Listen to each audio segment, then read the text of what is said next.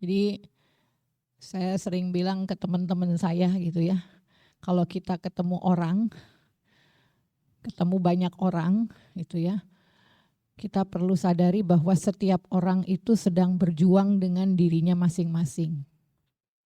Karena apa? Karena setiap orang itu pasti ada ujiannya. Ujiannya beda-beda ya. Tetapi setiap orang itu ada ujiannya ya. Dan kadar ujiannya itu berbeda-beda ya. Oke, lanjut materinya. Jadi kita hidup ini pasti akan diuji. Ya, pasti akan diuji. Tidak ada hidup tanpa ujian, tidak ada hidup tanpa beban. Ya. Bayi aja yang baru lahir nangis, nangisnya karena dia diuji. Ujiannya bayi apa? Nangis. Nangisnya karena apa sih kalau bayi? Lapar, haus, mungkin karena ya ngantuk. Itu kan ujiannya bayi gitu ya. Ya. Tambah umur, ujiannya tambah apa Bu? Tambah beban. Ya. Ini adik-adik ini dulu waktu TK, waktu SD, ya, ujiannya kan hanya kepengen main gitu ya, kepengen beli mainan, kepengen balon gitu ya, kepengen makan enak gitu kan. Tapi ternyata begitu sudah remaja, ujiannya lain gitu ya. Ya. Nanti sekarang remaja masih usia-usia di bawah 20, nanti usia-usia 30 ke atas ujiannya lain lagi gitu ya. Bahkan ibu-ibu ini yang usianya udah 50 tahun ke atas, 60 tahun ke atas, ternyata masih ada ujian juga ya. Ujiannya lain lagi gitu ya. Oh, udah banyak makan asam garam gitu ya. Jadi memang tidak ada hidup tanpa ujian, tidak ada hidup tanpa beban. Ya. Hidup selalu membawa tanggung jawab. Ya. Kalau masih anak-anak, masih bayi belum dikasih tanggung jawab. Ya. Tapi begitu sudah ya ukurannya akil balik gitu ya, sudah mulai diberi tanggung jawab. Ya, makanya kenapa sholat pun syaratnya adalah wajib kepada yang sudah akil balik. Ya, kalau belum akil balik belum wajib sholat. Ya, itu adalah salah satu bentuk tanggung jawab. Ya. Jadi di dalam hidup itu segala sesuatu itu selalu ada ada resikonya. Ya, termasuk cinta. Ya, cinta pun selalu membawa resiko. Ya kalau sudah resikonya mencintai, resikonya menyayangi, ya ada tanggung jawabnya di situ. Ya, ya kalau adik-adik masih sendiri gitu ya, belum terlalu merasakan. Tapi bagi orang tua, ya ketika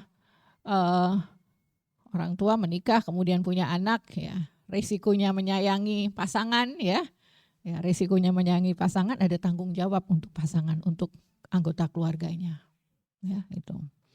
Ya jadi dalam hidup kita akan selalu bertumbuh dan selalu disertai dengan ujian. Jadi hidup ini kalau diibaratkan seperti sekolah, sekolah itu kan semakin lama semakin naik kelas ya. Nah untuk bisa naik kelas kan harus pakai apa? Harus ujian. Iya. Jadi hidup kita ini juga seperti sekolah. Kalau mau naik kelas ya dikasih ujian sama Allah. Gitu. Ya. Oke. Jadi ujian atau beban itu bukan tanda kita salah jalan, tetapi itu adalah memang Allah berikan kepada kita supaya kita bisa naik kelas. Ya. Bisa dipahami ya sampai di sini ya. Nah lanjut. Ya, jadi di dalam hidup itu kita memang seringkali diberikan ujian, diberikan beban, tetapi tidak selalu ujian ataupun beban itu bisa terucap. Ya, kan nggak semuanya diceritain ya. Ibu-ibu, adik-adik nih kan udah seusia sekarang gitu kan, pasti banyak kisah perjalanan hidupnya, kisah perjalanan jiwanya. Ya, ada yang senang, ada yang sedih gitu. Tapi tidak semuanya terucapkan kan. Tidak semuanya diceritakan kan. Pasti ada yang tersimpan di dalam hati. dirahasiakan gitu ya. Kalau orang bilang katanya itu aib gitu ya, jadinya disimpan sendiri. Ya, gitu ya. Jadi yang berat tidak selalu terucap. Ya. Hal-hal yang berat tidak selalu terucap ini dari mana munculnya? Ya, ini bisa dari karena kita banyak peran. Ya. Di pertemuan-pertemuan yang lalu kita pernah bahas, pernah ceritakan. Kalau adik-adik ini mungkin di sini tugasnya sebagai santri belajar, tetapi karena juga jadi pengurus ya ada peran sebagai pengurus. Karena di sini tinggalnya juga ditinggal di masyarakat, ya jadi ada peran juga sebagai anggota masyarakat. Ya, begitu juga ibu-ibu. Ya, ibu-ibu perannya selain sebagai istri, sebagai ibu di dalam rumah, tapi di luar rumah juga sebagai ketua PKK, ketua Dasawisma, sebagai apalah banyak gitu ya. Nah itu semuanya kan peran. Nah di peran itu pasti ada tanggung jawab yang mungkin bisa dirasakan tanggung jawab itu berat sehingga dirasakan menjadi beban. Ya, ada yang jadi nggak enakan sama tetangga gitu ya. Nah itu adalah beban yang mungkin nggak terucapan. Ya makanya kemarin itu saya sempat baca di media sosial. Di Yogyakarta itu angka gangguan jiwa tinggi katanya. Tapi sakitnya bukan sakit jiwa, sakit jowo katanya gitu. Sakit jowonya karena apa? Karena pekewuh. Jadi orang Jawa, orang Jogja itu banyak yang akhirnya memendam perasaan karena pekewuh. Memendam perasaan itu jadi beban tapi disimpan pekewuh itu. Ya, mudah-mudahan di sini enggak ya. Mudah-mudahan di sini ibu-ibunya menempatkan makna pekewuh itu dengan arti yang sebenarnya. Ya, ya nggak semu gitu ya, nggak enakannya itu tapi sehat gitu loh. Jadi memberikan hikmah yang sehat gitu. Nah, kalau ewuh pekewuh tetapi dimaknai dengan yang kurang tepat itu kemudian membuat jadi sakit hati. Ya, ini ya. Oke. Ya. Jadi menyimpan perasaan demi orang lain, ya wis lah rapopo, sakjane aku nggak enak ya. Ya, tapi ya wis lah rapopo. Sekali disimpan perasaan, menyimpan perasaan nggak enak. Ada lagi disimpan lagi, ada lagi disimpan lagi. Tambah umur tambah banyak. Ya. Semakin tambah simpanan perasaannya, ya itu jadi beban itu. Ya. Nah, ini yang dimaksud dengan beban yang tidak selalu terucap. Ya. Nah akhirnya karena terbiasa menyimpan beban, ya akhirnya terbiasa kuat, ya. Sampai bingung nggak tahu aku harus gimana, ya. Pokoknya ya wis lah, ya wis ngono, ya wis aku memang nasibnya ngene gitu ya. Wis akhirnya ditompo, ya sampai mau nangis aja udah lupa caranya nangis gitu, ya. Ya wis ngene gitu ya, akhirnya terbiasa kuat ya. Terbiasa kuatnya terbiasa kuat tetapi di dalamnya rapuh. Ya. Ya. Kadang-kadang pada orang-orang yang terlalu banyak menyimpan emosi ya, tidak melihat dari luarnya tuh kayaknya ini nggak ada apa-apa deh, kayaknya baik-baik aja gitu ya. Karena apa? Karena orang yang menyimpan emosi itu memang dia berusaha untuk tampil baik-baik aja supaya orang tahu itu nggak tahu kalau dia itu punya masalah gitu. Jadi dia berusaha untuk tampil baik, berusaha untuk tampil bahagia. Ya, jadi kalau dia suka senyum ramah gitu kan, nah itu senyum ramahnya itu adalah salah satu cara untuk menutupi isi hatinya. Ya, padahal di dalam hatinya tuh dia penyimpan beban, gitu. Ya. Ya. Nah, tetapi Allah melihat yang tidak dilihat oleh manusia. Allah tahu. Ya, kalau kita menyimpan beban yang dalam, ya orang lain nggak tahu, ya kita berusaha untuk tampil baik-baik aja, gitu ya, supaya orang lain nggak tahu, tapi Allah tahu. Ya. Allah tahu dan Allah tahu batasan kemampuan hambanya. Ya. Yuk, materi lanjutnya. Jadi di Quran surat Al-Baqarah ayat 286, ya. Kalau teman-teman ibu-ibu mungkin pernah dengar ayatnya tuh bunyinya, ada yang hafal? Al-Baqarah 286. Ya. La yukaf, kok saya jadi lupa. La yukafullahu nafsan illa wus'aha. Ya. Nah, hafal ya. Nah, itu kan doa zikir pagi petang ada itu ya. Ya. Jadi Allah tidak membebani seseorang melalui sesuai dengan kesanggupannya. Kita manusia kadang-kadang berusaha untuk kuat. Sebenarnya udah nggak sanggup gitu ya, tetapi berusaha untuk kuat, disanggup-sanggupin gitu. Pokoknya biar orang-orang tuh tahu aku tuh kuat gitu. Tetapi Allah itu tahu kesanggupan kita. Ya. Nah, tandanya apa kalau kita itu sudah tidak sanggup, ya, tubuh kita itu akan kasih sinyal, Bu. Ya, jadi kalau saya di materi lain itu saya gambar tempat sampah ya. Tempat sampah di rumah itu kan kalau sudah penuh, ya ini kalau di sini nggak tahu ya. Kalau di sini mungkin di kampung mungkin bikin lobang ya, dibuang di lobang ya. Ya. Kalau di rumah saya perumahan nggak ada lobang, nggak ada tanah, soalnya nggak punya tanah, jadi nggak bisa bikin lobang sampah gitu ya.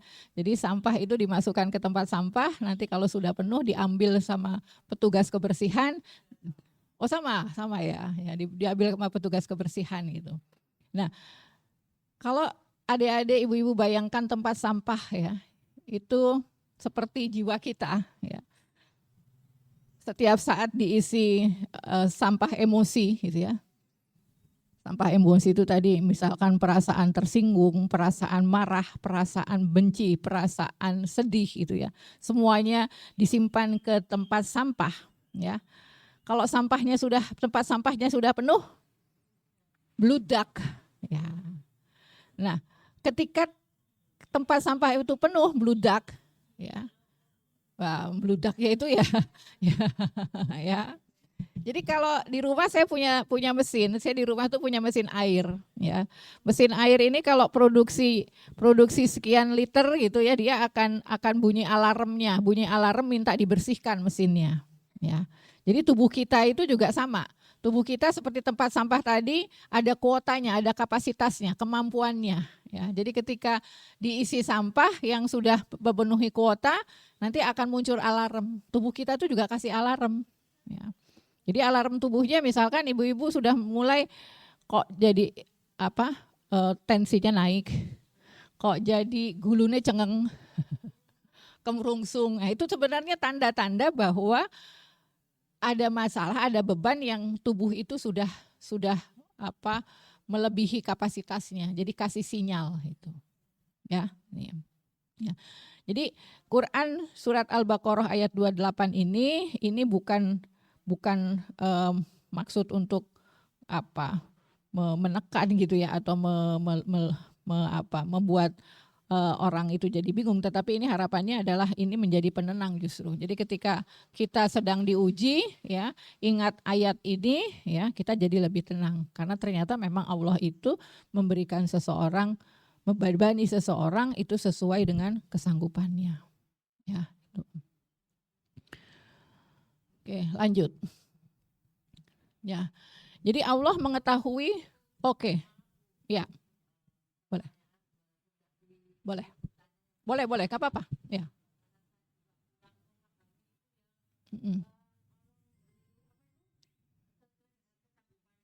Ya.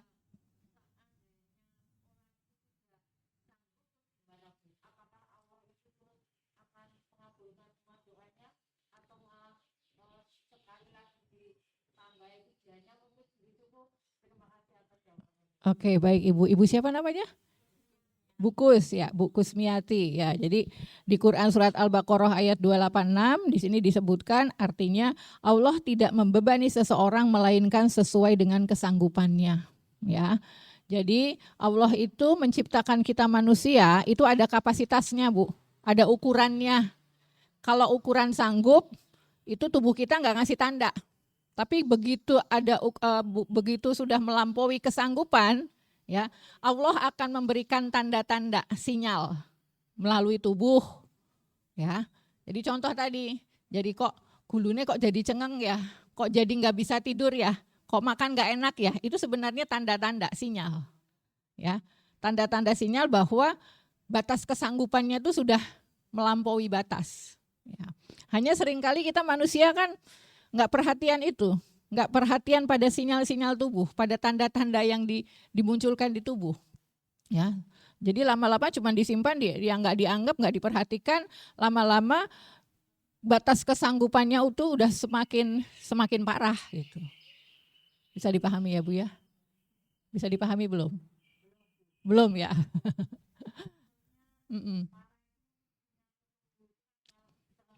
Ya.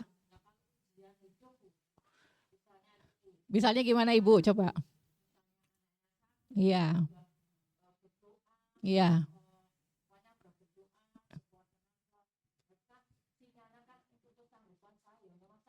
Iya. Iya. Iya. Iya.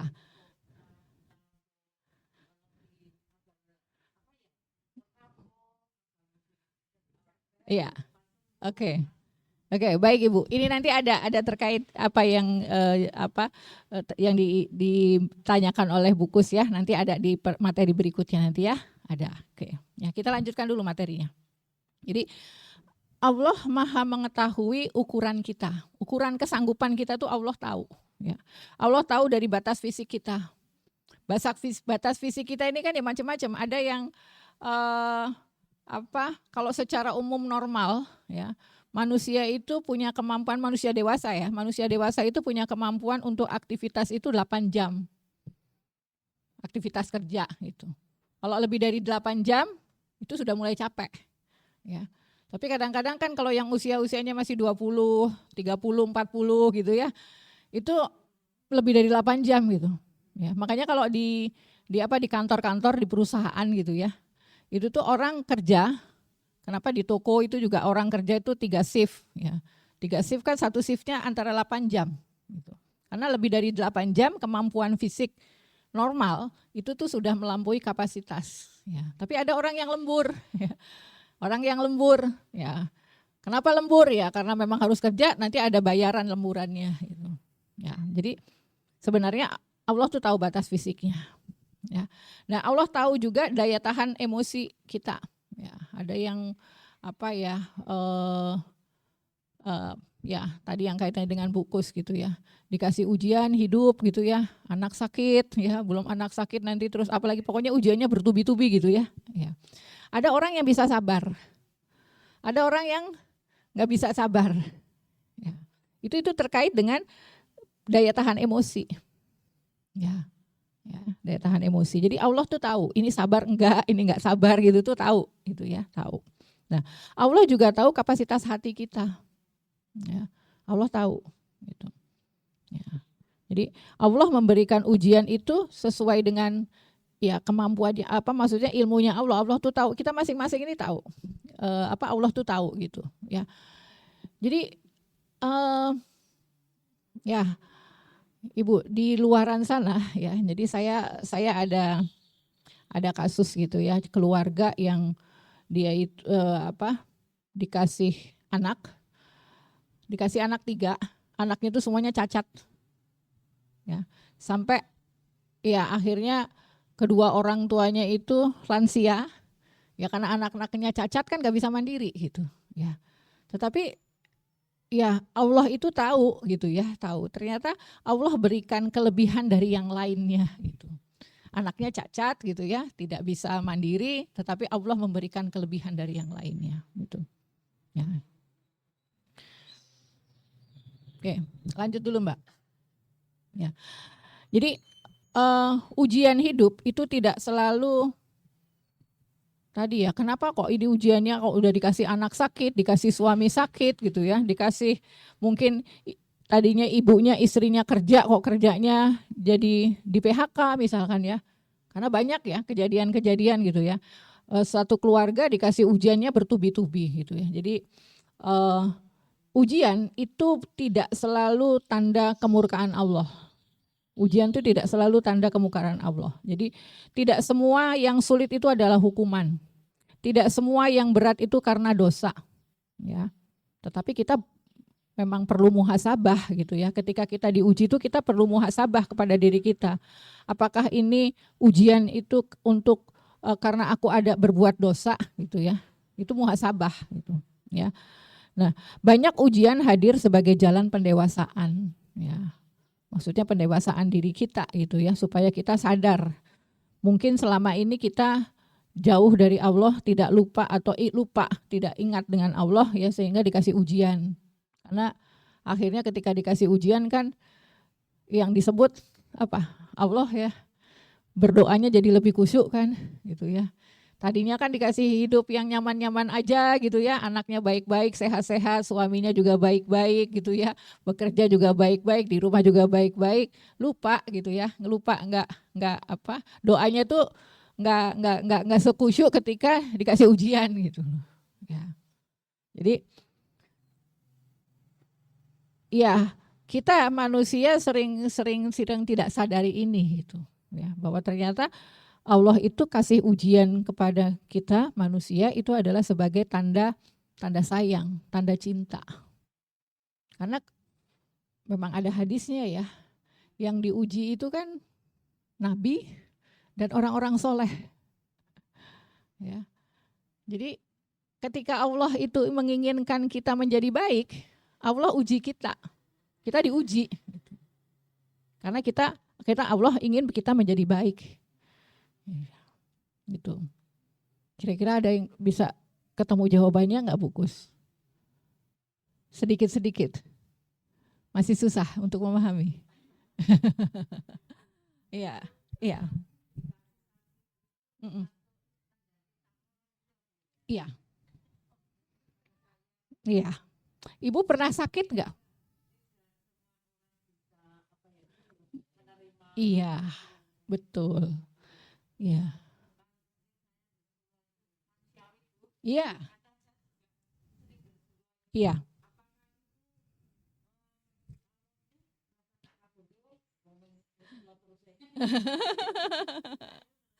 Iya. Jadi ibu pernah sakit? Oh, putranya sakit. Sakit apa ibu boleh tahu? Sakitnya parah lama? 4 tahun sakit. Oke, nanti bisa ngobrol setelah ini ya Bu ya. Ya. Jadi saya cerita diri saya aja gitu ya. Saya itu tidak pernah sakit yang sakitnya sampai sakit berat tuh nggak pernah gitu ya. Saya tuh sebelum ini ke rumah sakit, dirawat di rumah sakit itu karena sehat. Ya, jadi karena melahirkan kan sehat ya, bukan sakit ya. Jadi opnam di rumah sakit itu karena melahirkan. Tetapi 1 tahun yang lalu, ya qadarallahnya Allah kasih saya sakit yang kemudian saya harus dirawat di rumah sakit, harus ditransfusi darah sampai 3 kantong, ya. Kemudian saya harus dioperasi dan ternyata operasinya termasuk operasi besar karena perut saya harus dibuka. Ya, qadarallahnya. Saya mencoba untuk menerima sakit itu, ya. Kemudian saya mencoba untuk mencari hikmah di balik sakit itu, dan masya Allah luar biasa. Ternyata sakit itu memang Allah berikan kepada saya, ya. Allah ingin memberikan kesempatan kepada saya untuk lebih banyak beribadah. Ya. Karena sebelum saya dioperasi, saya itu kalau haid bisa lebih dari 12 hari, Bu. Jadi kan waktu sholat, waktu ininya kan pendek ya. Terus kondisi tubuh saya itu saya sering anemia. Jadi sering tensinya rendah, jadi sering lemes kan. Ya, nggak bisa banyak aktivitas gitu kan. Mau aktivitas apa semangat tetapi kekuatannya nggak kuat gitu. Ya. Nah ternyata kemarin Allah kasih penyakit ya, yang kemudian dari sakit itu ada hal-hal yang membuat saya menjadi lebih kuat, lebih baik. Ya. Suami saya itu sampai heran gitu ya. Dulu sebelum saya operasi, itu saya minyak fresh care itu Bu, 1 minggu tuh 1 botol loh Bu saya. Sekarang enggak gitu loh. Sampai suami saya tanya gitu loh, kamu enggak butuh fresh care lagi? Enggak. Udah 1 tahun tuh masih ada utuh di tas. Ya. Itu salah satu yang disyukuri gitu perubahannya ya. Kemudian dulu ya banyak hal, jadi banyak hikmahnya gitu. Ya. Jadi setiap peristiwa yang kita alami, ya, ketika kita menerima dan mencari hikmahnya, itu selalu ada hikmah baiknya. Makanya saya sendiri akhirnya bisa bilang bahwa ujian itu adalah tanda cintanya Allah. Ya. Saya kilas balik lagi cerita yang lalu.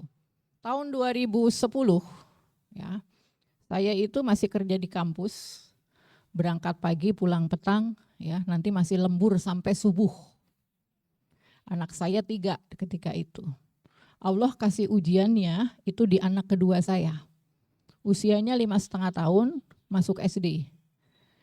Baik-baik saja tuh, masih minggu pertama, minggu kedua masih baik-baik aja. Begitu minggu ketiga anak saya yang sekolah tadi udah muncul kelihatan dia cemas. Ya, jadi dia kalau hari Sabtu itu tuh dia semangat banget mau sekolah.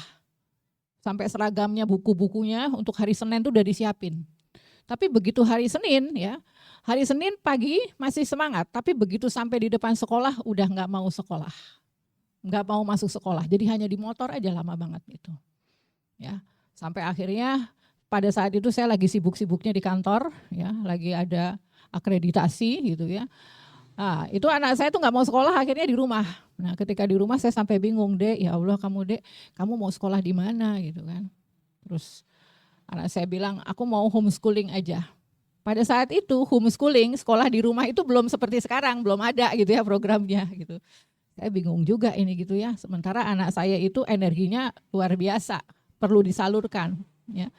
Nah, akhirnya berapa bulan itu suami saya yang suka ngantar anak saya sekolah karena saya harus kerja di kantor, harus rapat dan sebagainya gitu ya. Jadi akhirnya saya sempat stres juga, saya bingung antara pekerjaan di kantor, kemudian tuntutan peran di rumah ya sebagai ibu gitu ya. Nah, akhirnya saya saya tanya sama suami saya, Mas ini gimana gitu kan. Suami saya bilang, ya kamu sedang diuji gitu kan. Ya saya cuman akhirnya saya ya nangis ke Allah gitu ya. Sholat tahajud sampai subuh, begitu selesai sholat subuh, saya seperti ada yang ngajak ngomong. Jadi hati saya sendiri tanya gitu, kamu itu kerja mau sampai kapan gitu? Kamu kerja yang dicari apa? Jabatan gitu. Padahal pada saat itu saya sudah punya jabatan, wakil direktur. Ya. Kamu mau kerja sampai apa? Pensiun. Kalau kamu sampai pensiun, nanti kalau kamu pulang pensiun, kamu pulangnya mau pulang kemana? Saya jawab dalam hati saya sendiri. Saya bilang ke rumah. Terus hati saya sendiri bilang, kalau kamu pulang ke rumah mau ketemu siapa? Ketemu anak-anak, saya jawab begitu. Ya. Hati saya tanya lagi, kamu yakin kalau kamu besok pensiun, pulang ke rumah, kamu ketemu anak, yakin? Mulai berpikir lagi saya. Karena kalau ibunya sibuk, ketika anak-anak masih kecil-kecil, sibuk kerja, ngantor, ya, anaknya nggak diperhatikan. Ya, ketika ibunya udah pensiun, anak-anaknya udah gede, udah sibuk sendiri kan? Ya, akhirnya di rumah ada siapa? Nggak ada, nggak ketemu siapa-siapa. Itu yang bikin akhirnya saya memutuskan untuk resign. Ya. Dan sekarang udah berapa tahun? Itu dari tahun 2010 ke sekarang tahun 2016 ya awal gitu. Saya sempat merenung, ya Allah, berarti alhamdulillah ya. Ketika itu tahun 2010 saya diberi bingung seperti itu, diberikan bingungnya udah luar biasa gitu ya. Sampai anak dilakukan apa macam-macam gitu, ternyata hasilnya sekarang tuh kerasa. Alhamdulillah saya dulu dikasih ujian lewat anak saya sehingga saya memutuskan resign dari pekerjaan. Karena kalau saya tidak resign ya, saya nggak tahu apa yang terjadi hari ini gitu ya, karena Allah tahu kapasitas saya tidak mampu untuk menerima beban sekian banyak. Mungkin ya saya pun penyakit dulu sudah banyak Bu, penyakit yang alhamdulillah ketika saya resign itu proses penyakitnya ya alhamdulillah jadi sehat gitulah ya, karena ya mohon maaf ya, jadi teman-teman saya yang seangkatan saya yang meninggal 4 ya, 4 karena kelelahan fisik, kelelahan hati gitu ya. Akhirnya juga karirnya tidak sampai, rumah anak-anaknya juga tidak sampai. Jadi itu Bu, ya itu Setiap orang punya kisah sendiri-sendiri ya, masing-masing, tetapi ketika kita bisa memahami hikmah di balik setiap peristiwa yang kita terima ya, itu nanti pasti nanti akan bisa mengatakan bahwa ujian itu adalah tanda cinta. Kalau nggak dikasih ujian, nggak tahu kita mau jadi apa gitu. Gitu ya Bu Kus ya. Iya, iya. Ini memang dalam. Okay. Ya.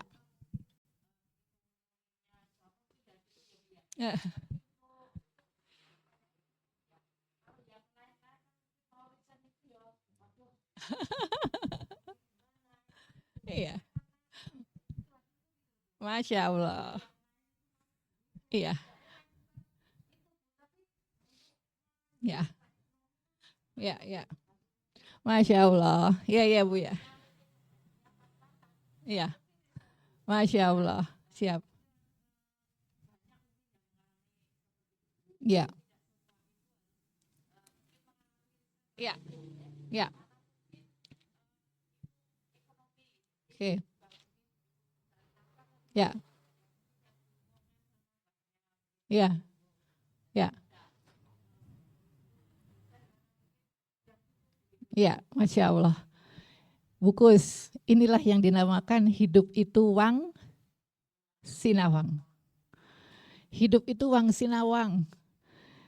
Bukus mungkin ngelihat saya, wah, nggak ada masalah, nggak ada beban, nggak ada perisen juga nggak ada masalah, ekonomi kuat gitu ya. Ya. Wang sinawang Bu, orang kan nggak tahu gitu loh, ya.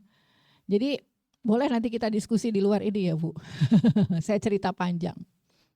Orang nggak tahu kan kalau saya pernah kesulitan untuk makan aja susah Bu, pernah? Belum lama gitu. Untuk makan aja susah, nggak ada, beras tuh nggak ada gitu loh. Kalau orang yang maaf ya tinggal di kampung punya sawah, punya kebun, ya tempat beras kosong gitu kan, masih punya sawah, masih punya lumbung. Mau makan gitu ya sayurnya apa, tinggal petik gitu. Kalau yang di kampung, kalau orang kota Bu, orang kota yang nggak punya tabungan, nggak punya apa gitu ya. Tapi orang kan nggak tahu gitu loh. Ya, jadi ya saya kalau cerita panjang nanti. Artinya inilah memang kehidupan itu wang sinawang gitu. Ya, wang sinawang gitu ya. Tetapi orang lain mungkin nggak bisa mengukur beban yang disandang, tetapi Allah tahu. Allah tahu, ya. Dan Allah tahu itu artinya Allah itu sebenarnya ketika memberikan ujian itu sesuai dengan kemampuan hambanya, Allah akan memberikan sinyal-sinyal. Nah seringkali kita manusia yang tidak paham sinyal-sinyal dari Allah itu. Ya, sehingga adanya akhirnya menerima ujian akhirnya jadi keluhan gitu kan, adanya ngeluh gitu kan. Gitu ya. Nah, oke. Jadi, nah ini kalau di gambar ini kan gambarnya seperti, ini gambar apa Bu? Dek, bonsai ya. Ada di sini yang punya hobi bonsai? Ada, ya. Siapa Bu yang hobi bonsai? Oh, Masya Allah, ya. Ya, hobi bonsai gitu ya. Jadi kalau bonsai ini kan dibentuk-bentuk ya. Ya, dibentuk-bentuk, dipotong gitu ya. Nanti ada daun dipotong, ada dahan-dahannya, batang-batangnya apa dibentuk, ditekuk-tekuk gitu ya. Nah, hidup kita itu seperti ya bonsai. Jadi Allah itu tuh ngubah-ngubah ngatur hidup kita. Ya. Jadi kadang-kadang mungkin kita dibuat sakit. Dibuat sakit itu maksudnya supaya jadi lebih baik. Ya seperti batang bonsai. Batang bonsai itu kan, dibuat baik ini bentuknya harus ditekuk ke kanan gitu kan. Ke kanan kan sakit itu. Kalau pohon itu bisa ngomong kan pohonnya bilang aku sakit nih ditekuk ke kanan gitu kan. Tapi yang bikin bonsai nggak apa-apa ditekuk ke kanan biar bagus. Nanti kalau bagus ini harganya mahal gitu. Jadi kalau dikira-kirakan begitu Bu. Ya. Oh kita dibuat sakit, oh kita dibuat apa, ya ujiannya macam-macam gitu. Gitu ya Bu ya. Ya, memang ini bahas seperti ini itu memang perlu pelan-pelan ya untuk bisa paham gitu ya. Tapi kira-kira perumpamaannya pohon bonsai itu, ya pohon bonsai itu ditekuk-tekuk, dibuang, ada yang dibuang gitu ya, nanti ada yang ditempel, ada yang ditekuk-tekuk pakai kawat itu kan juga sakit ya. Ya. Tapi tujuannya kan untuk kebaikan ya Bu ya. Ya, oh batangnya diketuk apa diuwer dia apa pakai kawat gitu kan. Oh biar bisa bentuk bagus. Tujuannya bagus, baik gitu. Tapi sakit itu gitu. Ya. Itu ya. Kenapa? Kalau bisa sambat-sambat ya Bu ya. Nggak mau itu gitu ya. Tapi ternyata setelah dibentuk bagus, dijual mahal kan Bu ya. Ya, itu. Jadi baik kan gitu ya. Oke. Nah, jadi Bu ya, lanjut.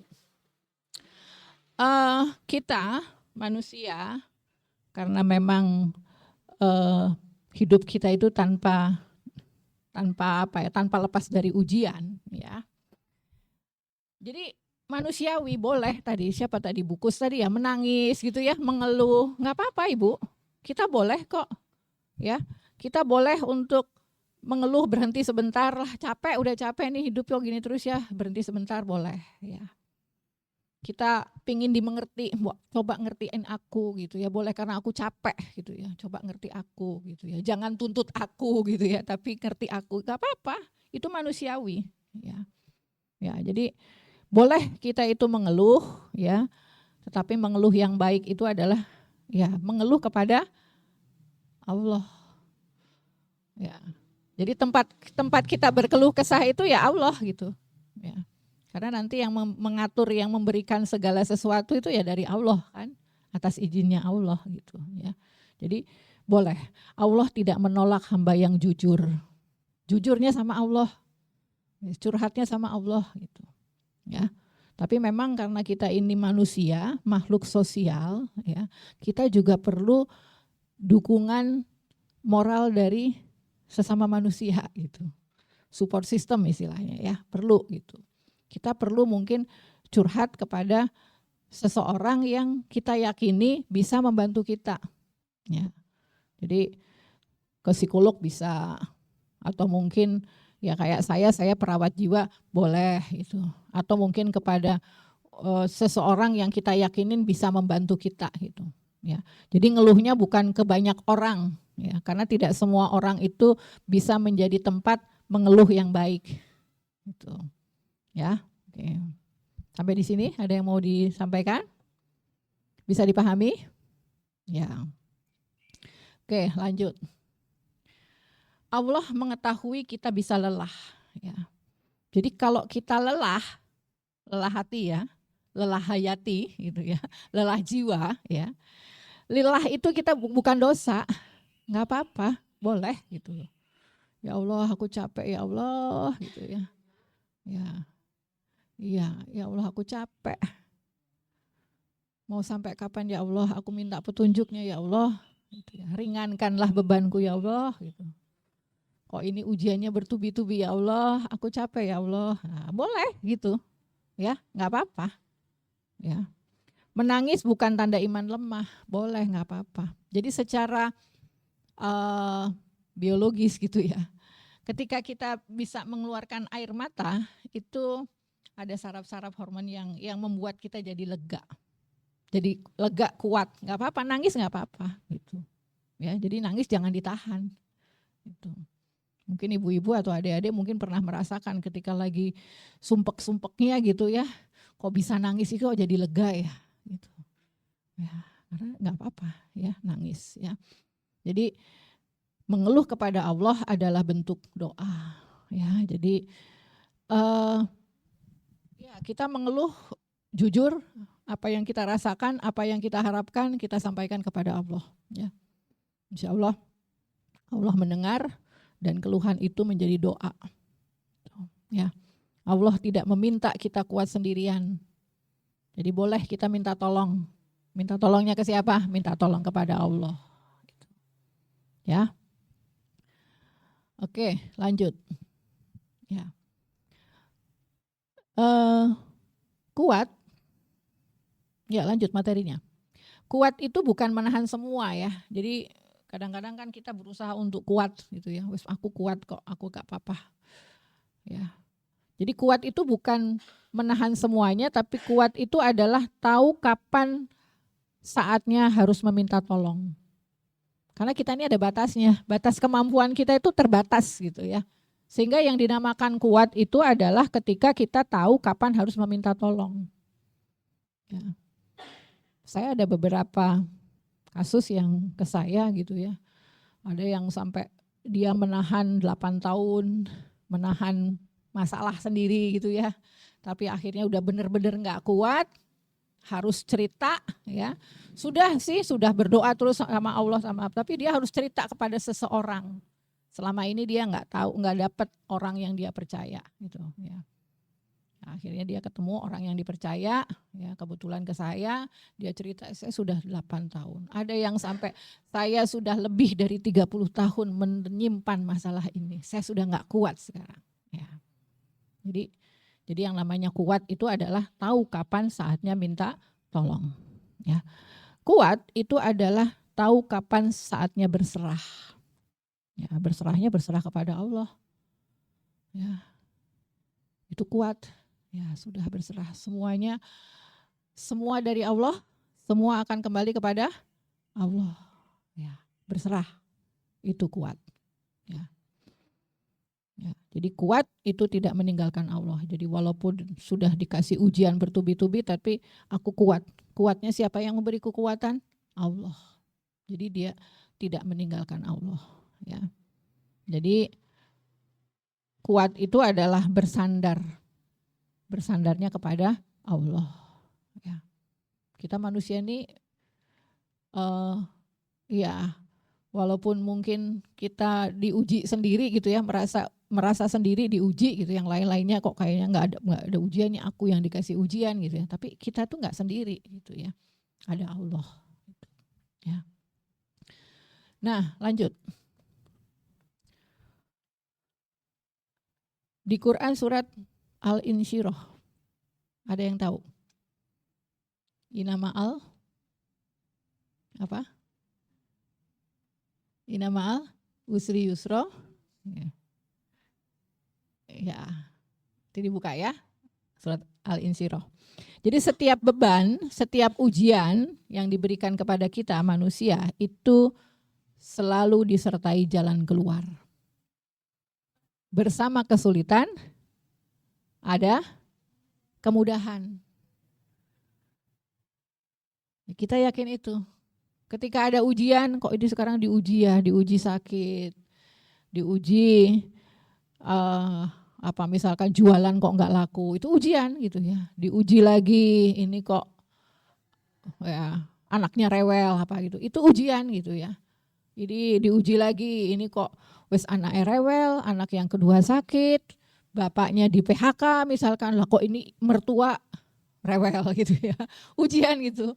Tapi yakinlah bahwa bersama kesulitan ada kemudahan. Ya, itu yang jadi semangat kita. Jadi kita semangat gitu ya. Ya sudah dijalanilah, ini ujiannya dijalani dulu, dikerjain. Nanti setelah selesai ujiannya mengerjakan, insya Allah Allah akan memberikan kemudahan. Ya.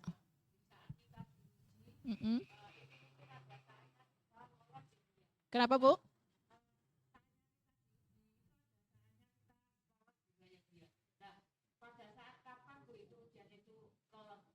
Lolos maksudnya selesai.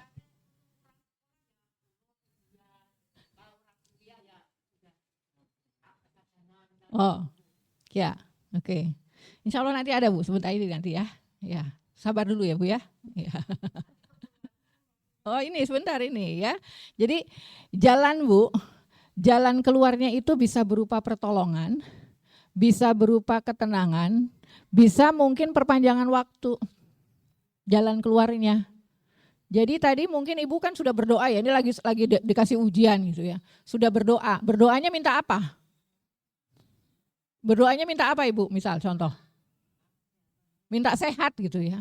Tapi kok ternyata nggak sembuh-sembuh gitu ya.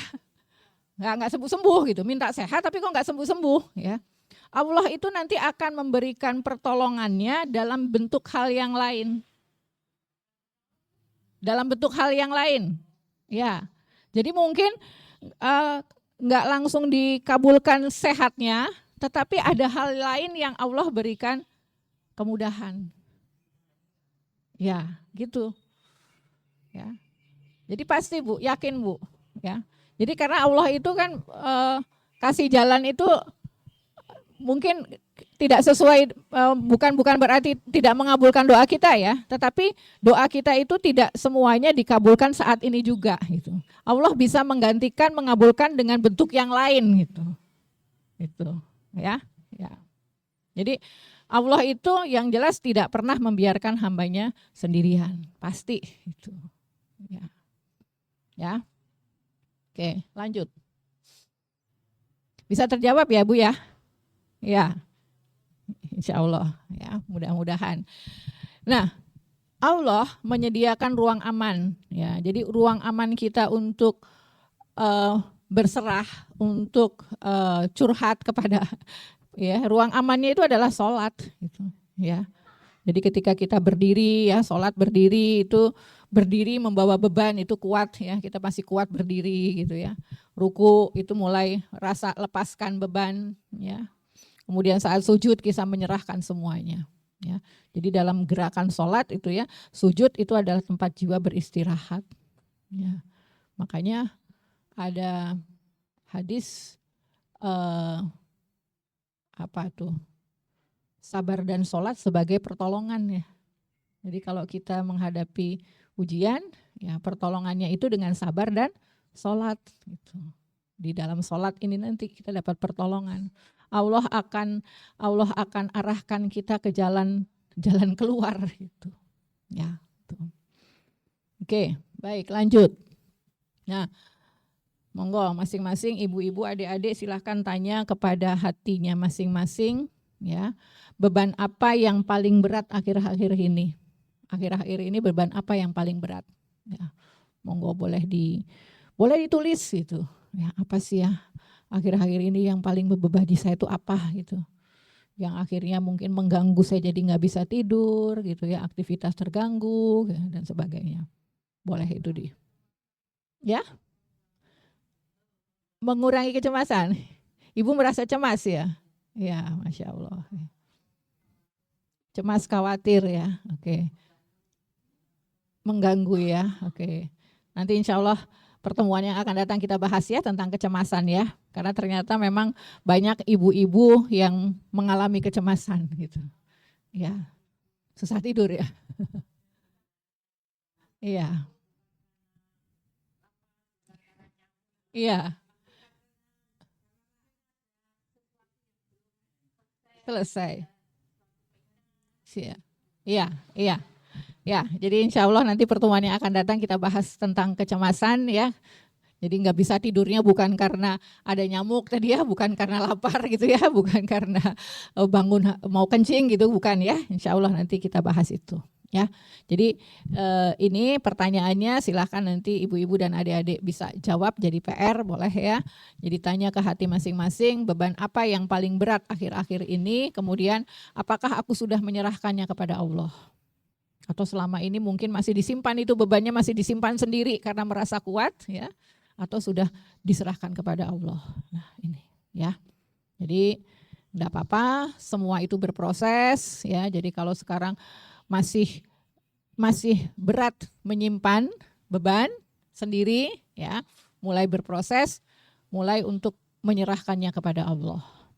Gitu ya Bu ya, adik-adik ya. Oke lanjut. Jadi setiap beban, oke lanjut materinya. Setiap beban ada ukurannya. Allah tidak salah menilai. Allah tidak berlebihan memberi. Allah tidak pernah lalai. Ya. Jadi apa yang adik-adik, ibu-ibu terima sekarang ini itu adalah takdir. Ya. Allah tidak salah menakdirkan seseorang. Ya. Semuanya dari Allah itu benar, baik. Ya, tidak ada yang salah. Allah tahu ukurannya. Ya, gitu. Ya. Oke, lanjut penutup doa. Ya, kita mohon kepada Allah. Ya Allah, jika ini berat, ringankanlah. Jika ini panjang ya Allah, masih panjang waktunya, kuatkanlah kami. Jika ini melelahkan, dekatkanlah kami padamu. Kami percaya Engkau Maha mengetahui kemampuan kami. Ya. Ya. Gitu ibu-ibu, adik-adik, mudah-mudahan materi sore ini tidak menambah beban ya, tetapi meringankan beban ya, mudah-mudahan gitu ya. Jadi memang kita hidup ya semuanya perlu diterima dan dijalani dengan ikhlas, dengan ridho ya. Karena kita besok ketika dipanggil Allah ya, malaikat itu kan panggil-panggilnya, hai jiwa-jiwa yang tenang, jiwa-jiwa yang mutmainnah, yang ridho ya, ridho atas segala apa ya kehidupan kita, dan Allah pun ridho. Itu ya. Bismillah ya. Jadi kita belajar ini adalah proses kita untuk insya Allah diterima di surganya Allah. Gimana Bu? Belum merasa? Iya. Iya. Betul. Ya. Ye. Nah, itu jadi kita perlu menyadari sehingga kita bisa banyak bersyukur ya Bu ya. Ya. Belum merasa ya kita banyak dekat-dekat sama Allah insya Allah nanti. Oh, iya. Oke. Baik ibu-ibu, waktunya juga sudah jelang maghrib ya. Ada salah dan kurang dari saya mohon maaf. Insya Allah bermanfaat buat kita semua dan buat keluarga kita semua ya. Ada salah dan kurang dari saya mohon maaf. Terima kasih. Wassalamualaikum warahmatullahi wabarakatuh.